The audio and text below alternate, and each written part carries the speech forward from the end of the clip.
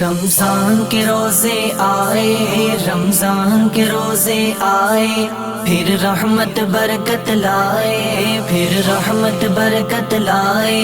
جو رب کو راضی کر لے وہ بے شک جنت جائے، بے شک جنت جائے۔ رب کا احسان ہے ماہ رمضان ہے، رب کا احسان ہے ماہ رمضان ہے، لب پہ مسکان ہے ماہ رمضان ہے، رمضان ہے۔ بہار رمضان، بہار رمضان، بہار رمضان، بہار رمضان، بہار رمضان۔ الحمدللہ رب العالمین والصلاة والسلام علی سید الانبیاء والمرسلین، اما بعد فاعوذ باللہ من الشیطان الرجیم، بسم اللہ الرحمن الرحیم۔ الصلاة والسلام علیک یا رسول اللہ وعلی آلک واصحابک یا حبیب اللہ، الصلاة والسلام علیک یا نبی اللہ وعلی آلک واصحابک یا حبیب اللہ۔ جی ہاں ناظرین کرام، ہم ایک بار پھر رمضان المبارک کی خصوصی نشریات بہار رمضان لے کر آپ کی خدمت میں حاضر ہوئے۔ تو آپ دیکھ رہے ہیں رمضان المبارک کی خصوصی نشریات بہار رمضان۔ آج کی ٹرانسمیشن کے ہمارے خصوصی مہمان جو الحمدللہ عالم دین بھی ہیں، انتہائی نفیس انداز کے مالک ہیں، میری مراد جناب صاحبزادہ صوبان اشتیاق نشاہی صاحب زیدہ شرفہ۔ آئیے ہم ان سے گفتگو کرتے ہیں۔ السلام علیکم ورحمۃ اللہ وبرکاتہ۔ وعلیکم السلام ورحمۃ اللہ وبرکاتہ۔ کیسے ہیں پیر صاحب آپ؟ الحمدللہ تعالی، اللہ کرم، اللہ کا فضل۔ آپ سنائیں؟ الحمدللہ علی احسانہ۔ اچھا پیر صاحب، آپ نے ابتدائی تعلیم کہاں سے حاصل اور درس نظامی کب شروع کیا؟ ابتدائی تعلیم الحمدللہ سے ہم سارے بھائی جو ہیں، 3 بھائی ہیں الحمدللہ، ہم نے جیلم سے ہی ابتدائی تعلیم نا میٹرک تک، اور پھر آگے ایف ایس سی بھی 12ویں تک ہم نے جیلم میں ہی پڑھا۔ پھر آگے درس نظامی کے لیے گجر خان تشریف لائے اپنے گھر میں، جو ہمارا آستانہ ہے جن نجار شریف، ادھر ہماری اپنی رہائش ہے وہاں پر، اور گجر خان شہر کے اندر مرکز ہے، وہاں پر درس نظامی کی کلاس 2016 میں شروع کی، اور اس لحاظ سے 7 اگست مجھے یاد ہے، 7 اگست 2016 کو درس نظامی میں داخلہ لیا تھا۔ اور پھر وہیں سے آگے یہ تعلیم کا سلسلہ، میں یہ سمجھتا ہوں کہ حقیقت میں تعلیم وہاں سے شروع ہوئی، جو دینی تعلیم ہے، دین سیکھنا، قرآن حدیث، وہ 2016 سے لے کر الحمدللہ سے 2024 تک ہمارا یہ سفر رہا ہے، اور 8 سالہ یہ سفر چلتا رہا الحمدللہ سے، بڑے ہی آسان انداز میں یہ پائے تکمیل تک پہنچا ہے۔ یہ والدین کی درس نظامی کس ادارے سے آپ نے کیا؟ درس نظامی دعوت اسلامی کا ادارہ جامعۃ المدینہ، ماشاءاللہ، فیضان امام اعظم سے شروع کیا تھا، اور فیضان مہر علی جی 11 میں یہ مکمل ہوا ہے۔ اللہ اکبر، اللہ اکبر۔ تو آپ کا آستانہ بھی ہے، تو آپ آستانے کے حوالے سے کچھ ہمارے ویورز کو بتائیں۔ الحمدللہ تعالی ہمارا سلسلہ نوشائیہ ہے، ہمارے باؤ اجداد، میرے دادا جی، پردادا جی، نکڑ دادا جی نوشائی سلسلے سے چلتے آ رہے ہیں۔ بالخصوص ہمارا تعلق جو ہے نا وہ سنگوئی شریف کے ساتھ ہے، وہاں جو بڑے بزرگ ہیں ان کی ایک شخصیت تھی وہاں اپنے علاقے میں، جن کو چمبی والی سرکار کے نام سے مشہور ہیں۔ آگے ہمارے جو دادا جی کے پردادا جی ہیں وہ انہی کے خلیفہ تھے، اور ان کو اپنے سسر کی طرف سے بھی خلافت تھی، جو ہمارے نوشہ پاک سچیار پاک سے آتی ہوئی یہاں پر بھی، اور اس طرف سے بھی اگر نوشہ پاک کے اولاد سے دیکھا جائے تو اس طرف سے بھی ہمارے آستانے کو یہ فیض ملا ہے کہ نوشہ پاک رحمۃ اللہ تعالی علیہ کا وہ فیض جو ان کی اپنی اولاد میں، اور پھر آگے علم دین کا جو شغف ہوا، جو علم دین کے اندر مشغول ہوئے ہمارے باؤ دادا الحمدللہ، جن کو خلافت دی گئی وہ خود حافظ قرآن بھی تھے، عالم دین بھی تھے، اور پھر ان کے آگے بیٹے حضرت علامہ مولانا پیر بابا جی نور عالم رحمۃ اللہ تعالی علیہ، وہ میرے نکڑ دادا جی ہیں، وہ 18 سالہ درس نظامی انہوں نے کی ہے الحمدللہ، وہ بھی عالم دین بھی تھے، اور فارسی کے بڑے ہی ماہر عالم تھے، فارسی بہت بڑے پیارے انداز میں فارسی بولا کرتے تھے. اچھا ماشاء ہمارے دادا جی بالخصوص جو بھی سجادہ نشین ہیں ہمارے آستانے کے. ابھی سجادہ نشین آپ کے کون ہیں؟ آپ کے دادا جان؟ جی میرے دادا جی ہیں. میں انہی کے ہاتھ پہ بیعت ہوں. اور الحمدللہ تعالی انہوں نے مجھے بہت، ایک ہوتا ہے نا روحانیت جسے کہتے ہیں، شریعت تو وہ تو ہم کتابوں میں یا اساتذہ کرام سے پڑھتے ہیں سیکھتے ہیں، لیکن جو روحانیت ہے وہ بالخصوص دادا جی نے مجھے بہت سکھائی ہے. بہت اس طرح سے دین کی طرف اور جو عقیدہ اہل سنت ہے بالخصوص اللہ اکبر. اس کی طرف جو شغف دلایا ہے. الحمدللہ سے ہم اہل سنت و جماعت والے ہیں، اور ہمارے بزرگان دین کا وہی عقیدہ آج میں جو بیان کرتا ہوں نا، جس جگہ پر بھی جا کے دادا جی سے نے مجھے سکھایا ہے، اور میرے دادا جی بولتے تھے کہ ان کے دادا جی نے انہیں سکھایا ہے. اللہ اکبر. الحمدللہ تعالی. اور بے شمار مریدین اور خلفاء میرے دادا جی کے بھی ہیں، اور ابھی بھی ہمارا سلسلہ باقاعدہ طور پر ہمارے آستانے پہ ہوتا ہے. اتوار کے دن مریدین آتے ہیں اور دم وغیرہ کا سلسلہ بھی چلتا رہتا ہے، تعویذات کا، اور اسی طرح درس و بیان کا سلسلہ، انہیں دین سکھانا. وہ الحمدللہ سے ہم خود ہی ڈیوٹی دے رہے ہیں. جتنے بھی مریدین آتے ہیں انہیں قرآن و حدیث جہاں تک ہو سکے ہماری کوشش ہے. اللہ ہم سے یہی دعا کرتے ہیں کہ اللہ ہم سے دین کا بڑی سطح پہ کام لے لے. اللہ اکبر. آئیے ہم پیر صاحب سے پہلا سوال کرتے ہیں کہ سیدہ پاک رضی اللہ تعالی عنہا کا مبارک نام کس نے رکھا، اور یہ نام رکھنے کی وجہ کیا تھی؟ الحمدللہ تعالی. یہ موضوع جو آپ نے چنا ہے نا، بالخصوص یہ میرے حصے میں آیا ہے. میں اسے اپنے لیے سعادت سمجھتا ہوں، اور ہو سکتا ہے اللہ اسی کی وجہ سے بخشش فرما دے. اور حضرت فاطمہ الزہرا رضی اللہ تعالی عنہ سیدہ طیبہ طاہرہ عابدہ زاہدہ عفیفہ عتیقہ مرشدہ کاملہ اکملہ خاتون جنت حضرت سیدہ فاطمہ الزہرا رضی اللہ تعالی عنہا. آپ کا مبارک نام خود سرکار دو جہاں صلی اللہ تعالی علیہ وآلہ وسلم ہمارے آقا دو جہاں نے رکھا. اور وجہ بھی سرکار نے خود بتائی. دہلوی نے اپنی مسند دہلوی کے اندر بھی حدیث نقل کی ہے.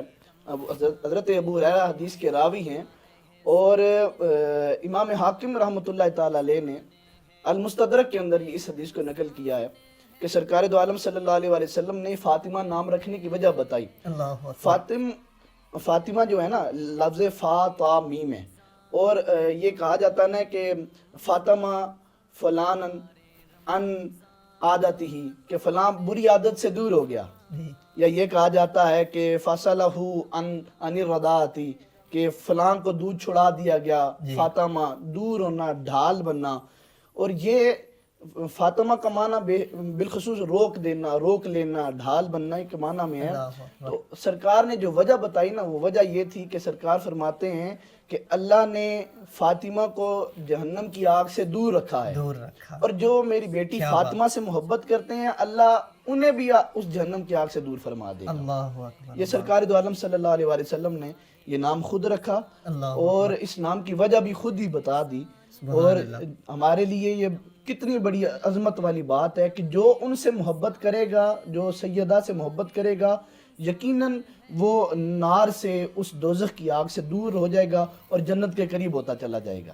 ماشاءاللہ. اور بالخصوص آگے فاطمۃ الزہرا بولا جاتا ہے، بطول بولا جاتا ہے. زہرا کی میں تھوڑی سی مختصر سی وضاحت کر دیتا ہوں کہ میں اگر ہمارا یہ ہم کسی جگہ پر جائیں کلام کریں اور بات امام اہل سنت کی نہ کریں تو پھر میں کہتا ہوں کہ وہ کام ادھورا رہ جاتا ہے. امام اہل سنت مجدد دین و ملت شاہ امام احمد رضا خان فاضل بریلی رحمۃ اللہ تعالی علیہ نے جب سلام لکھا نا، مصطفیٰ جان رحمت پہ لاکھوں سلام، تو حضور صلی اللہ علیہ وسلم کے ہر چیز پہ سلام لکھا. یعنی لبوں کی باری آئی تو کہا پتلی پتلی گلیں قدس کی پتیاں، ان لبوں کی نزاکت پہ لاکھوں سلام. آنکھوں کی بات آئی، کہا اٹھ گئی جس طرف دم میں دم آ گیا، اس نگاہ عنایت پہ لاکھوں سلام. سب جگہ پر نا سلام کے اشعار موجود ہوتے ہیں، لیکن امام اہل سنت کا بالخصوص یہ سلام جو ہے، آپ اس کو پڑھیں تو سرکار کے جسم مبارک پر ہر بال مبارک پر بھی آپ نے سلام بھیجا ہے. لیکن دل کی جب باری آئی نا تو اعلیٰ حضرت فرماتے ہیں دل سمجھ سے ورا ہے. اللہ اللہ. سرکار کی حدیث مبارکہ الفاطمہ تو بدا تم منی وہی قلبی، فاطمہ میرے جگر کا ٹکڑا ہے اور میرا دل ہے. دل ہے. یہاں پر امام علیہ سنت فرماتے ہیں دل سمجھ سے ورا ہے، مگر یوں کہوں غنچۂ راز وحدت پہ لاکھوں سلام. واہ کیا بات ہے. یعنی اللہ کے رازوں کی کلی حضور کا دل ہے. دل ہے. اور سرکار فرماتے ہیں فاطمہ میرا دل ہے. یعنی کلی، اور اسی کلی کو عربی میں زہرا بولتے ہیں. اللہ اکبر اللہ اکبر. اور بطول وتبتل الیہ تبتیلا، یعنی وہ پاکی، بندہ جتنا پاک صاف ہوتا ہے اس چیز میں طہارت. اور سیدہ فاطمہ الزہرا رضی اللہ تعالی عنہا کی سیرت سے جو پاکی حاصل، یعنی پاکی سیکھنے کا ہمیں موقع ملتا ہے، وہ کسی اور ہستی سے ہمیں نہ ملا ہے اور نہ مل سکتا ہے. یہ سب کے لیے اس چیز میں سبق ہے. اللہ عز و جل ہمیں ان کے صدقے جو کچھ انہوں نے زندگی میں کیا ہے اور جو ان کی سیرت ہے، اللہ ہمیں اس سے کچھ ذرے، کچھ پہلو، کچھ کلیاں ہمیں بھی وہاں سے چننے کی توفیق عطا فرمائے. آمین آمین. اچھا پیر صاحب، حضرت فاطمہ الزہرا رضی اللہ تعالی عنہا کا وصال مبارک 3 رمضان کو ہوا، اور حضور اکرم صلی اللہ علیہ وسلم نے سیدہ پاک کے کان میں 2 مرتبہ کیا فرمایا تھا؟ یہ تو حدیث مبارکہ ہے نا. روایتوں سے ملتا ہے کہ 3 رمضان المبارک کو سیدہ پاک کا وصال ہوا. اور یہ کان والی جو حدیث مبارکہ ہے نا، یہ بہت مشہور ہے کہ ازواج مطہرات بیٹھی ہوئی ہیں. یہ منظر دیکھیے گا کیا ہے. یہ سیدہ کون بیان کر رہی ہیں شان؟ یہ وہ بیان کر رہی ہیں جن کے بارے میں آج اعتراضات کیے جاتے ہیں، ان کی عصمت پہ ڈاکہ مارا جاتا ہے، اور ان کے والد گرامی کی اس افضلیت پر ڈاکے مارنے والے وہ یہ نہیں سمجھ رہے کہ یہ فضیلت کن کی زبان سے آئی ہے اور آج ہم تک پہنچی ہے.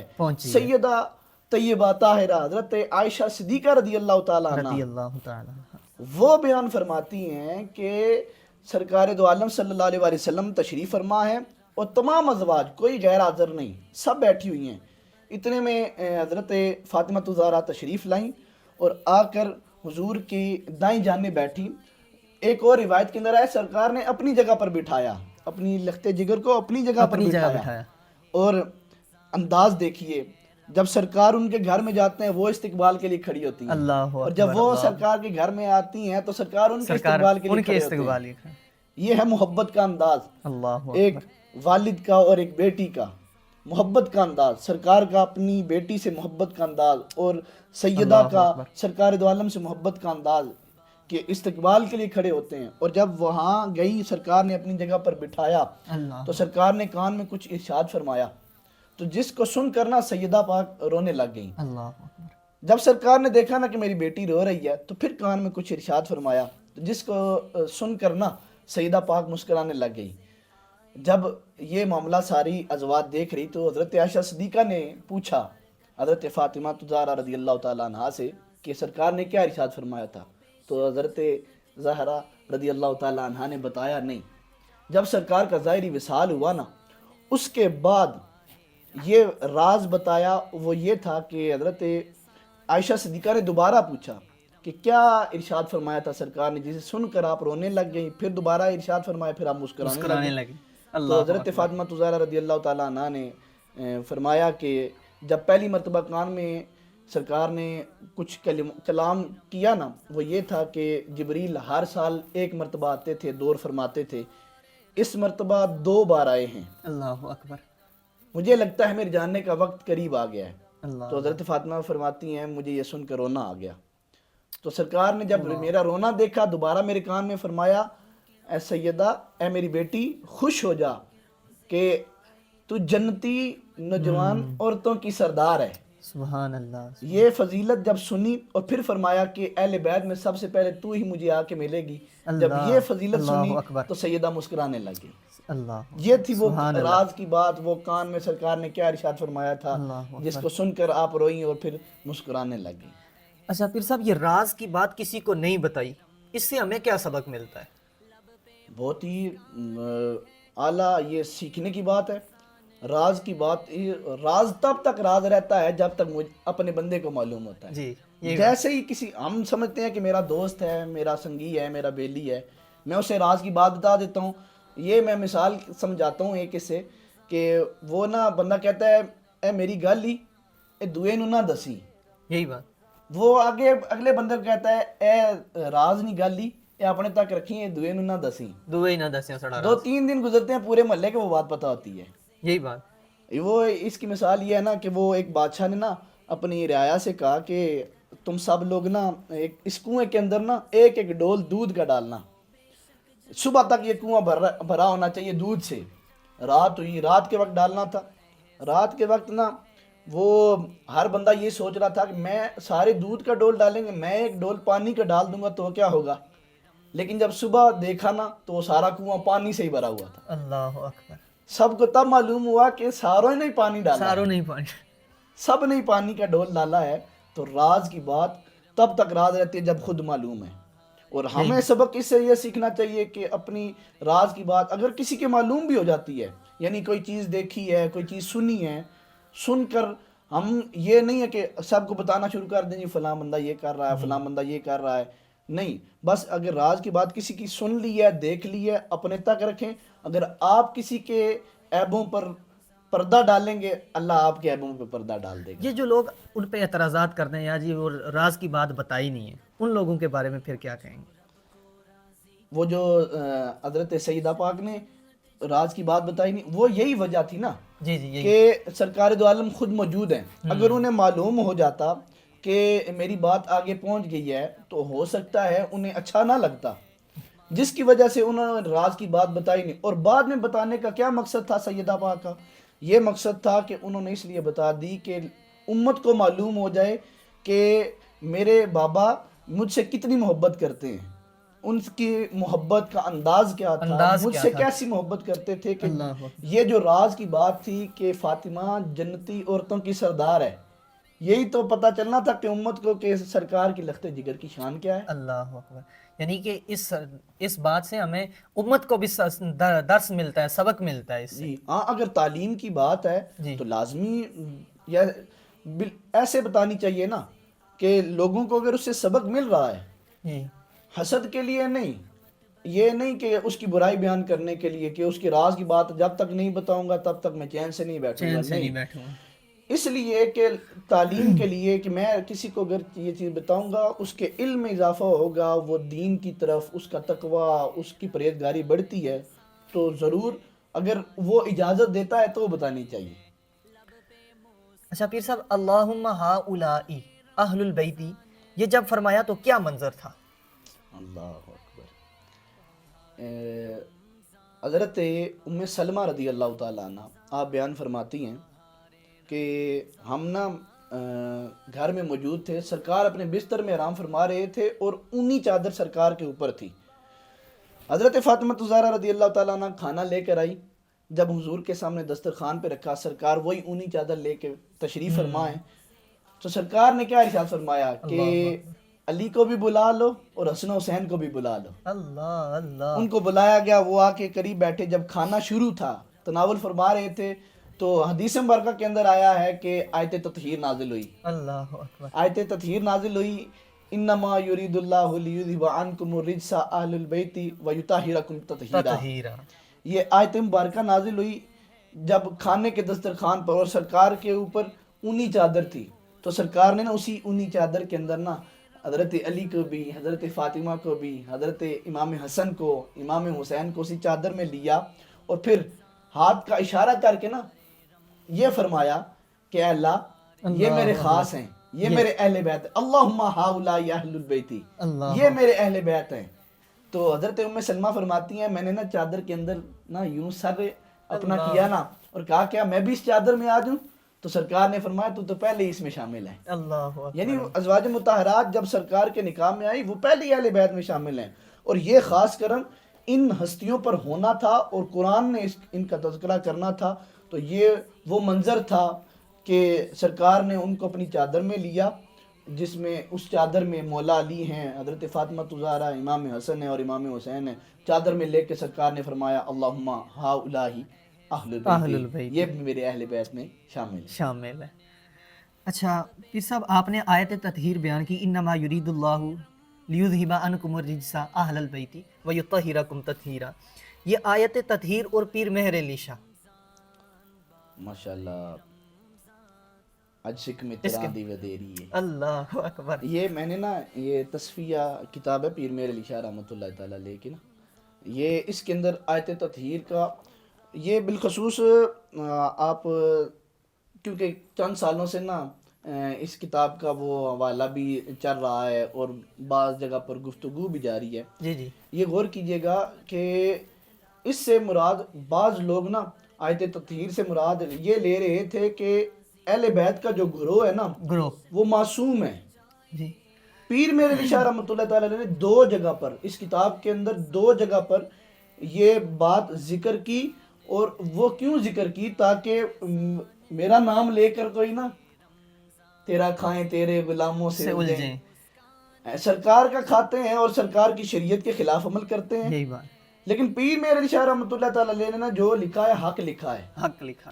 ہم ان کے گیت گاتے ہیں اس لیے گاتے ہیں کہ انہوں نے حق لکھا ہے. دو مقام پر پیر میر علی شاہ رحمۃ اللہ تعالیٰ علیہ نے یہ الفاظ لکھے ہیں کہ اس آیت سے مراد کوئی بندہ یہ نہ لے کہ وہ گروہ معصوم ہے. اللہ. ہمارا عقیدہ اہل سنت الحمدللہ سے وہ رود روشن کی طرح آیا ہیں کہ اہل بیت طہار جو ہیں وہ محفوظ عن الخطا ہیں، اور فرشتے اور انبیاء جتنے بھی ہیں وہ سارے معصوم ہیں. ان کے بارے میں اہل سنت کا عقیدہ ہے کہ وہ معصوم ہیں، اور یہ جو اہل بیت کا گروہ ہے، صحابہ کرام کا گروہ ہے، یہ محفوظ عن الخطا ہے.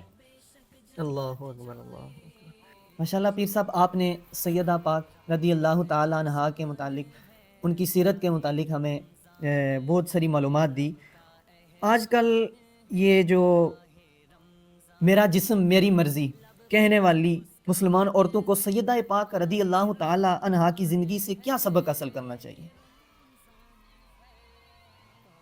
دل کے پپولے جل اٹھے سینے کے داغ سے، اس گھر کو آگ لگی گھر کے چراغ سے. گھر کے چراغ سے. حالانکہ یہ رول ماڈل بننا چاہیے تھا عورتوں کو، تاکہ لوگ سبق سیکھتے کہ مسلمانوں کی عورتیں ایسی ہوتی ہیں جو باپردہ ہیں، حیا والی ہیں، تاکہ جو دوسرے مذاہب کی عورتیں ہیں نا وہ ان سے سبق سیکھتی.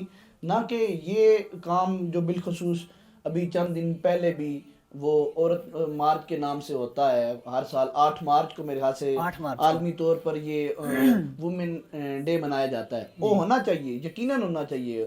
عورتیں یقیناً ہمارے اس دین اسلام میں ان کو بہت مقام ہے، بہت زیادہ اللہ نے انہیں شانیں عطا فرمائی ہیں. ماں کی صورت میں ہے تو قدموں کے نیچے جنت ہے، بہن ہے تو بیٹی ہے. اگر ان کا اچھی طرح سے پرورش کرتا ہے اور اچھی جگہ نکاح کرتا ہے تو کل سرکار دو عالم فرماتے میرے ساتھ یوں کھڑا ہوگا، میرے ساتھ یوں جنت میں جائے گا، جیسے یہ 2 انگلیوں کا اشارہ سرکار دو عالم صلی اللہ علیہ وسلم نے فرمایا. اللہ.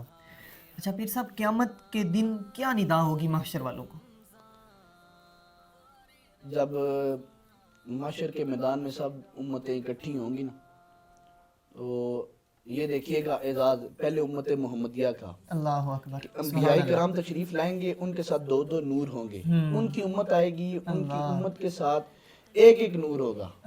لیکن جب سرکار کی امت آئے گی، سرکار کی امت کے ساتھ 2 نور ہوں گے. لیکن جب سرکار دو عالم صلی اللہ علیہ وسلم محشر کے میدان میں تشریف لائیں گے، لوگ دیکھ کے حیران ہو جائیں گے کہ سرکار کے ہر حال بال مبارک پر ایک نور چمک رہا ہوگا. سبحان اللہ. یہ منظر جب بنا ہوگا، پھر سیدہ پاک کی سواری گزرے گی، سواری آئے گی، سواری گزرے گی تو منادی ندا دے گا. وہ ندا کیا ہوگی کہ اے اہل محشر اپنی نگاہوں کو جھکالو، سرکار کی بیٹی کی سواری گزرنے والی. سبحان اللہ. واہ.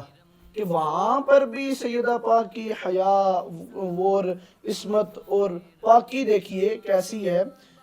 جو محشر کے میدان میں جو اہل محشر ہوں گے ان کو منادی ندا کرے گا کہ اپنی نظروں کو جھکا لو، سیدہ پاک کی سواری گزرنے والی ہے.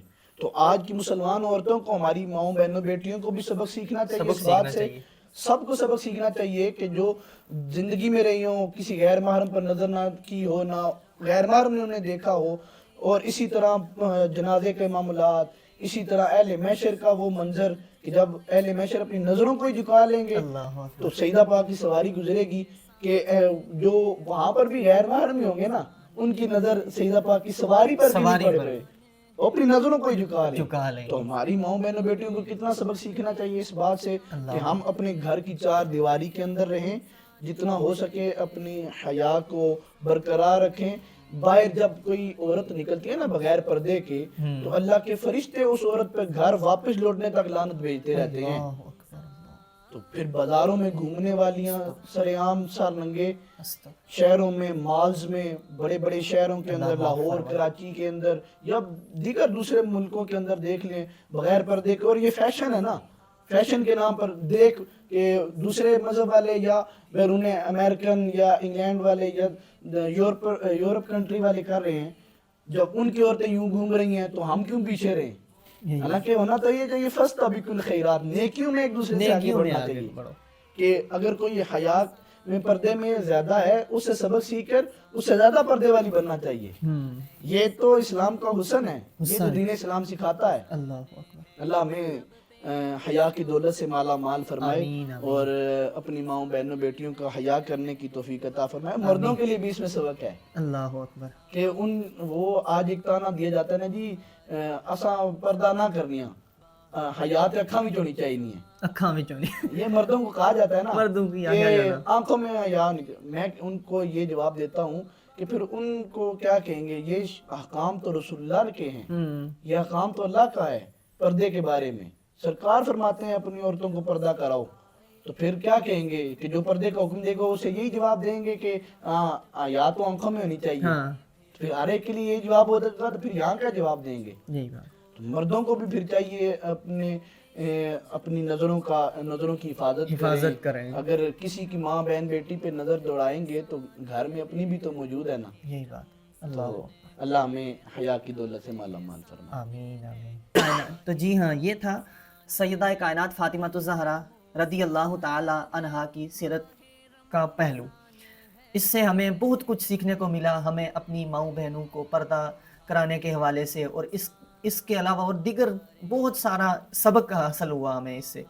تو آئیے ہم اپنے نیکسٹ سیگمنٹ کی طرف بڑھتے ہیں جس کا نام ہے دلچسپ باتیں. تو جی ہاں ناظرین کرام، ہم اپنا نیکسٹ سیگمنٹ شروع کرتے ہیں جس کا نام ہے دلچسپ باتیں. میں آپ کو بتاتا چلوں کہ یہ جو سوال دیے جاتے ہیں یہ میزبان کو پتہ نہیں ہوتے ہیں. یہ ان کی زندگی کے متعلق، ان کی ریئل لائف کے متعلق سوال کیے جاتے ہیں، بہت ہی دلچسپ ہوتے ہیں. جس طرح کہ ہم نے پچھلے ایپیسوڈ میں کیا تھا، اسی طرح ہم اس ایپیسوڈ میں اپنے پیر صاحب سے کچھ سوال کریں گے. تو پیر صاحب آپ نے فلپ بورڈ کے ذریعے ہمیں بتانا ہے یا تو ہاں میں جواب دینا ہے یا نہیں میں جواب دینا ہے. تو پیر صاحب آپ سے پہلا سوال کرتے ہیں. آپ بائک چلا سکتے ہیں؟ ہاں. کبھی کوئی ڈش بنی ہو گھر میں کھانے میں اور آپ نے انکار کیا ہو؟ آپ کو کیا نہیں پسند جس پہ آپ نے انکار کیا؟ میں اصل میں نا ویجیٹیرین نہیں ہوں. اچھا. سبزیوں میں مجھے کدو شریف میں کھاتا ہوں الحمدللہ، سرکار کی سنت ہے. اور جو ہے نا یہ بینگن ہو گئے، مٹر ہو گئے، گوبھی ہوگی، یہ میں نہیں کھاتا. گھر والے اگر بنائے بھی نہ تو میرے لیے کچھ اور چیز بن جاتی ہے، میں یہ چیز نہیں کھاتا. پہنچانا ہے. اچھا پیر صاحب، سنا ہے اسکول میں شیشے وغیرہ توڑے، وہ واقعہ کیا تھا؟ اس میں آپ کی غلطی تھی یا نہیں؟ یہ اسکول میں نا شیشے توڑے ہیں. اصل میں اس میں غلطی کی بات ہے کہ میں نا اسکول میں ہم شروع میں نا تھوڑے سے دوست احباب ہمارے زیادہ ہوتے ہیں. جی. الحمدللہ سے درس نظامی میں بھی اور اسکول لائف میں بھی اگر آپ دیکھیں نا میرے دوستوں کا حلقہ زیادہ ہوتا تھا. جی. لیکن یہ نا وہ ایک الگ سی بات ہے نا کہ غلطی کوئی اور کرتا ہے تو نام ہمارا لگتا تھا. یہ بات تھی کہ لڑائی دو لڑکے کر رہے ہیں تو میں نے ان کو چھڑایا. تو میں چھڑا رہا تھا، وہ دکھا مجھے لگا وہ میری کونی نہ جا کے شیشے میں لگے، وہ شیشہ ٹوٹ گیا. سمجھے یہ جو ٹیچر تھے ہمارے وہ یہ سمجھے کہ انہوں نے توڑا ہے. اسی طرح یہ تو ایک شیشے کا ہے نا. ایک وہ ہم بایو کے اسٹوڈنٹ رہے ہیں نا، تو بایو کے اندر نا وہ کان کا پریکٹیکل کروایا جاتا ہے. تو اس کے لیے نا جپسم کا وہ کان پورا اس کا نا اسکیچ بنا ہوتا ہے پورا. وہ بھی نا ایک لڑکا اٹھا کے نا جو لیبارٹری تھی وہاں سے نا اٹھا کے نا لایا کلاس کے اندر نا، اس سے رستے میں ٹوٹا، مجھے پتا نہیں تھا اچھا اس کا نا ایک حصہ کونے سے ٹوٹا نا، وہ مجھے میرے علم میں نہیں تھا. اچھا میں نے جا کے جو ہی اسے اٹھایا نا وہ حصہ ظاہر سی بات اس نے بس آرام سے ایسے ساتھ رکھا ہوا تھا، وہ حصہ نیچے رکھ باقی پورا حصہ میرے اوپر ہاتھ میں حیران ہو گیا. اور ٹیچر آئے تو ٹیچر نے دیکھا، انہوں نے کہا یہ کس نے کیا؟ اللہ وہ پھر میرے نام لگا کہ یہ انہوں نے کیا ہے، انہوں نے کیا ہے. حالانکہ اس میں بھی غلطی نہیں تھی، دوسرے میں بھی غلطی نہیں تھی. وہ اسی طرح بس نا ہوتا ہے نا اسکول میں ایک دوسرے کے لگا دیتے ہیں یار فلاں نے کیا، میں نے نہیں کیا، خود بچپن تھا بس. اچھا پیر صاحب، درس نظامی میں آنے کا سبب اور کس نے ذہن بنایا آپ کا؟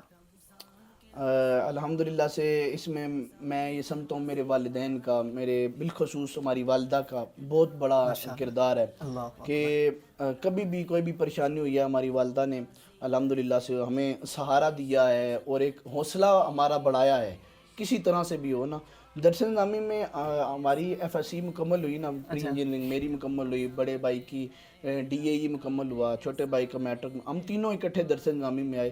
اور ذہن سمجھ لیں ہمارا بنا کیسے ہے کہ میں کالج کے اندر پڑھتا تھا، ہمارے ایک ٹیچر تھے انگلش کے نا، ایم اے انگلش کے ٹیچر تھے، وہ دعوت اسلامی میں نا اجتماع کے نگران بھی تھے اور اوورال جیلم کے بھی نا نگران رہے ہیں. ہم ان کے پاس جاتے تھے تو وہ ہمیں اپنے ساتھ نا اجتماع میں لے کے جا رہے ہیں اور بتا رہے ہیں کہ دین کا علم اس طرح سے ہوتا ہے. وہاں سے شوق آہستہ آہستہ بڑھتے اور دینی گھرانہ ہمارا ویسے بھی تھا الحمدللہ سے، ہمارے دادا جی پردادا جی سارے دینی ماحول سے تھے. اور یوں کرتے کرتے ایک الگ سے نا، اور مجھے یاد ہے مجھے ایک بندے نے کہا تھا کہ یہ کیسے کریں گے، یہ تو اسکول کالج پڑھنے والے ہیں، یہ کیسے کریں گے، یہ تو ان سے ہو ہی نہیں سکے گا. یہ اس کا جملہ تھا، یہ تو اس سے ہو ہی نہیں سکے گا. لیکن میں نے کہا تھا اس وقت، مجھے آج بھی یاد ہے میں نے اس وقت کہا تھا، میں نے کہا جو کہہ رہا نہیں ہوگا اس کو میں کر کے دکھاؤں گا. اچھا پیر صاحب، سننے میں آیا کہ آپ کو کسی نے کوئی ملین میں ڈالر دینے، تحفہ دینے کا کہہ رہا تھا کوئی، اور وہ پیسے کراچی بندرگاہ پر پہنچ بھی گئے تھے، یہ کیا معاملہ ہے؟ وہ پچھلے ہی دنوں نا چھوٹے بھائی کے ساتھ بھی یہی معاملہ ہوا ہے. ملین ڈالر کا تو نہیں تھا لیکن اس چھوٹے بھائی کے ساتھ تقریباً 6 لاکھ تک کی وہ اسکیم تھی. نہیں آپ اپنا بتائیں، ملین میں جو ڈالر آپ. میں بتا رہا ہوں نا کہ یہ کام نا آج کل گروپ پھیلے ہوئے ہیں، اس طرح کے کام کرتے ہیں. اور ہمارے ناظرین کو بھی نا، ہمارے لوگوں کو بھی اس چیز سے نا سبق سیکھنا چاہیے. اور ایسے ہی نہیں کہ کوئی بھی آپ کو کہہ رہا ہے جی فوراً سے آپ کہیں جی ٹھیک ہے جی یہ. اب وہ میسیج آیا جی، اور مجھے میرے جاننے والوں نے، صحیح قریبی بندوں نے مجھے ان کا نمبر دیا، کہا کہ جی یہ ہمارے ادھر علاقے کے ہیں تو باہر انگلینڈ کے تھے، ان سے آپ بات کریں تو یہ نا کچھ ڈونیشن کرنا چاہتے ہیں. میں نے کہا ہمارے دعوت اسلامی کے الحمدللہ سے عطیات ہوتے ہیں اور یہ سلسلہ چلتا رہتا ہے. تو اگر دیں تو یقیناً ہمارے ادارے کو فائدہ ہوگا. میں نے رابطہ ہوا تو وہ میں نے ان سے بات کی تو میں نے کہا ٹھیک ہے آپ بھیج دیں، میں آپ کو ان کا آفیشیل اکاؤنٹ نمبر بھیج دیتا ہوں. وہ کہہ رہے تھے نہیں آپ کو بھیجنا ہے، آپ لیں ہم سے. میں نے کہا ٹھیک ہے مجھے بھیج دیں، میں آگے دے دوں گا. انہوں نے نا باقاعدہ طور پر، آپ دیکھیں کتنی بڑی اسکیم تھی، مجھے وہ شپمنٹ نہیں ہوتی جو بھیجتے ہیں پیکنگ کر کے، جی یہ دیکھیں ہم آپ کی طرف پیسے بھیجنے والے ہیں تو ہم بھیج رہے ہیں جی، اس کی تصویر آئی. ایک دن یہ کال آئی باہر کے نمبر سے کہ جی ہم آپ کی طرف پیسے بھیج رہے ہیں، ساری بات ہوئی. دوسرے دن ساتھ ہی پاکستانی نمبر سے کال آئی جی آپ کے پیسے جی کراچی بندرگاہ پہ پہنچ گئے ہیں جی. میں نے کہا ٹھیک ہے بھیج دیں، میں نے ایڈریس دیا ہوا ہے. ساتھ ہی کہتے ہیں جی وہ ایجنٹ بھی ساتھ آیا ہوا ہے، یہ کسٹم والے ہمیں آگے جانے نہیں دے رہے تو ان کو کچھ نہ کچھ پیسے دیں. میں نے کہا کتنے پیسے دیں؟ کہتے ہیں تقریباً 1 لاکھ سے زیادہ تھے کچھ پیسے، وہ آپ انہیں دیں تو باقی پیسے آپ تک پہنچ جائیں گے. مجھے اسی وقت پتہ چل گیا، میں نے کہا فراڈ لگتے ہیں. میں نے اس وقت کہا، میں نے کہا وہ جو باکس آیا ہوا ہے نا اس کو کھول لیں، اس کے اندر پیسے ہیں، جتنے آپ کو ضرورت ہوں وہ آپ نکال لیں، باقی آگے بھیج دیں. اللہ اکبر. اللہ.